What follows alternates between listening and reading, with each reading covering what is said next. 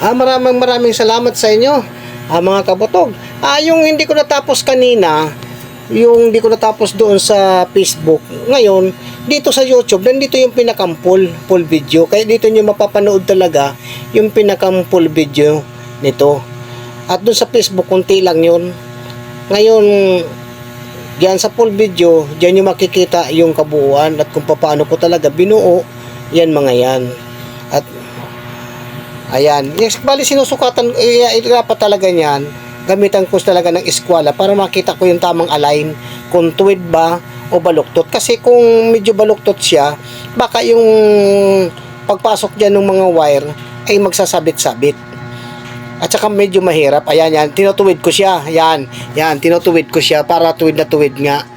At medyo baluktot, nasilipan ko siya ng konting baluktot, kaya ginaganon ko. Yan. Yan. Tapos, yun. Yan. Yan. Ayun. Ayan. Bali, patitibayan ko na siya. Dadagdagan ko na ng welding para hindi na siya gumalaw. Ayan. Yan. Bali, ano yan? Bali, yan lang ang ipinakita ko na pag-welding ko. Pero yung ano niyan, yung apat, binuo ko na. Kasi kung isa-isahin ko yan na bibidyohan ko pa isa-isa, matagal. Baka kakain ng ilang oras. Yan, kakain talaga ng ilang oras yan, ang isang piraso. Kaya ang ginawa ko, isang piraso lang yung kinunan ko ng video. Tapos yung apat, ano ko na yun, na idugtong ko na, pero hindi ko pa siya na i-full weld. Yan. Kasi kailangan i-full weld pa yan. Ang ginawa ko dyan, pinull weld ko, tapos hinasa, pininturahan. Kailangan hindi nyo na nakita dyan yung, yung paghasa ko. Full weld, tsaka yung, yung paghasa, pagpintura. O, ayan. Ayan na, yung mga kasama niya. Yan yung mga kasama niya. Yan. Yan yung mga kasama. Mga naano ko siya. Ang ginawa ko lang dyan, tinak ko lang tak para hindi na siya gumalaw. Yan. At mamaya, yan ang ipo-full weld ko. Yan. Baka full weld, hasa, pakahasa, yun, anuhin mo na yan, pinturahan. Yun. Ayan.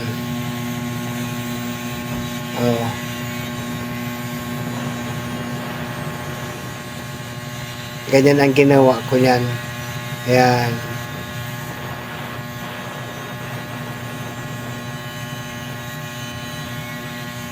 Bali, kasi dyan, kung hindi ko gaganito yung voice over yan, maingay dyan sa publication. Maingay. Ayan, ipo-full weld ko na siya. Ayan. Ayan. Full weld ko na yan. Ispat-ispat lang yung ginawa ko dyan. Kasi wala tayong kahit 13, wala tayong 13 dyan. 70-18, wala.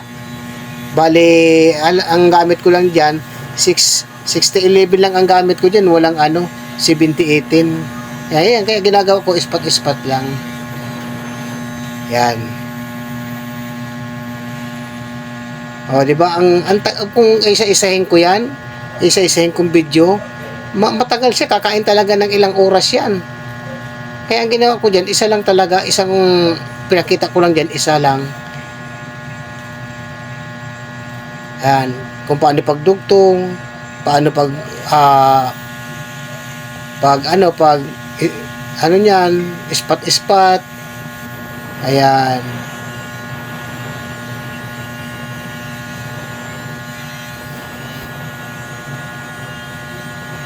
Ay, maraming salamat muli sa inyong mga kabutog.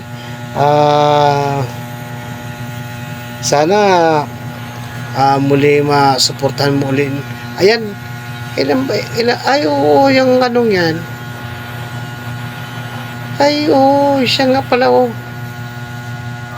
Bali, ilang piraso pala yung winelding ko na yan. Yan, pinupull weld ko na yan.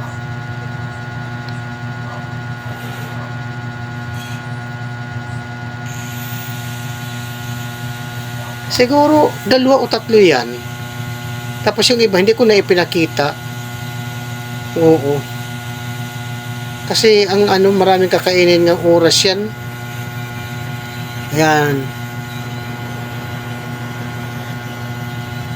Yan, iniispat-ispatan ko lang siya. Kasi medyo ano rin siya, manipis, hindi naman siya yung ano, kakapalan. Yan.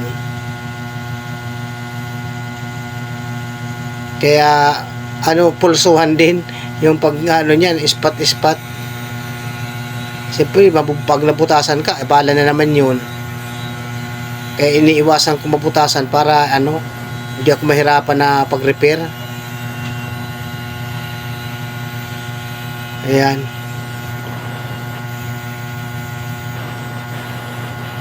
Ilan, 3. Pangatlo na yan, ah. Oh, pangatlo na pala yan. 3. Eh, bali ilan pala yung, hindi ko matandang kung ilan yan na ano ko, ah. Na full weld na yan.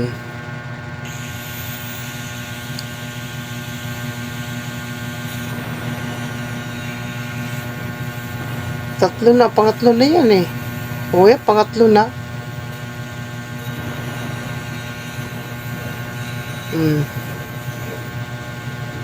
Kailangan maingat talaga dyan.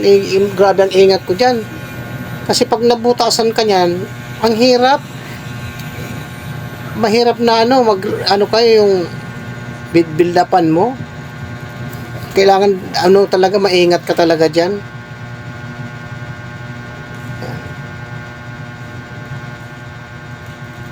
Para hindi na maabala. Kasi pag ano, o yan. At maraming salamat muli sa inyo mga kabutog.